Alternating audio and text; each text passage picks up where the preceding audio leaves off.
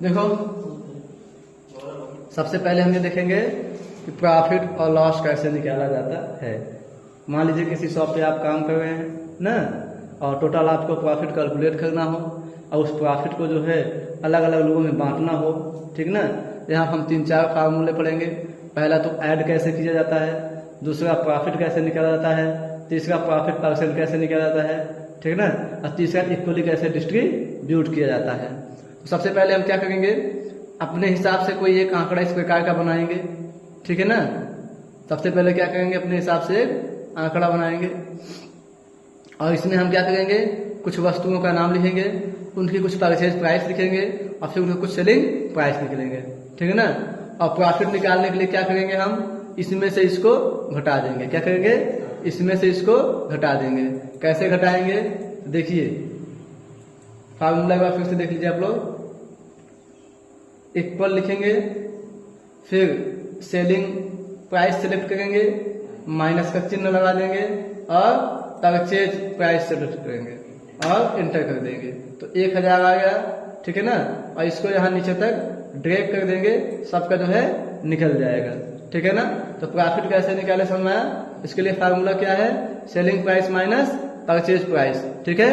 इतना करने के बाद हमें क्या करना है, टोटल प्रॉफिट निकालना है। क्या करना है, टोटल प्रॉफिट। तो टोटल प्रॉफिट निकालने के लिए क्या करेंगे, हम यहाँ पर एक फार्मूला लगाएंगे ना। फार्मूला क्या होता है इसका, इक्वल सम, ठीक है ना।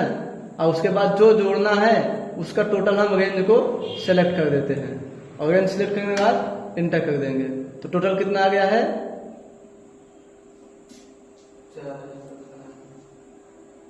ठीक। एक बार फिर से लगाएंगे, थोड़ा मिस्टेक हो गया है क्योंकि यहाँ ऑलरेडी निकल चुका था ना, ये 2 बार हो गया।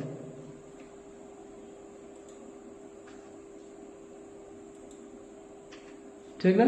तो फार्मूला क्या बताए थे हम,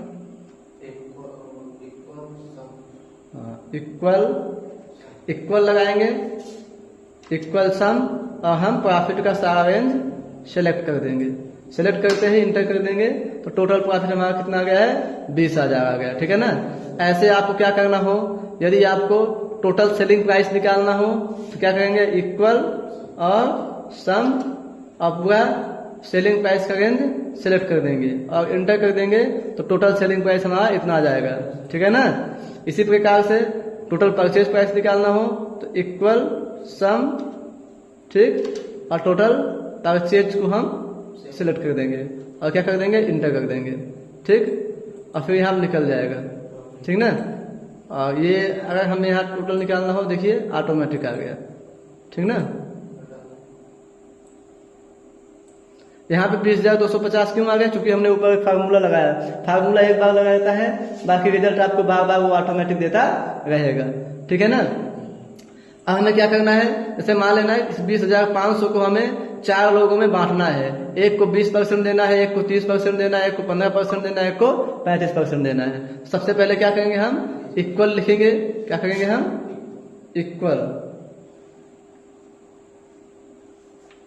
इक्वल जो टोटल प्रॉफिट आया उस कॉलम को हम सेलेक्ट करेंगे, ठीक है ना। फिर मल्टीप्लाई का चिन्ह लगाएंगे और परसेंट कॉलम को सेलेक्ट कर देंगे, इंटर कर देंगे, ठीक है ना। ठीक उसी प्रकार से हम इसको नीचे तक ड्रैग कर देंगे, देखिए सारा आ जाएगा।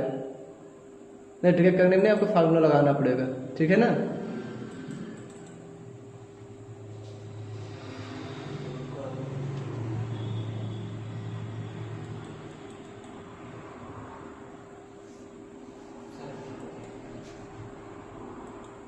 कॉलम पूरा सिलेक्ट हो गया, इक्वल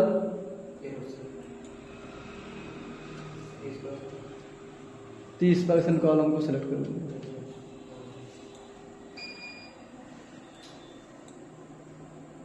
ठीक है। यहाँ पर भी एक्चुअली ये वाला कॉलम बार बार सिलेक्ट कर लेगा ना, इसलिए जो है दे रहेगा। हो गया ना। देखो इंटर कर देंगे, यहाँ पर भी आ जाएगा। फिर उसी प्रकार से यहाँ पर भी क्या करेंगे, हम ये कॉलम जो है यहाँ हटा करके हम जो है प्रॉफिट वाला कॉलम सेलेक्ट कर देंगे और इंटर कर देंगे। तो इक्वली बांटना हो तो निकाल सकते हैं, ठीक है ना।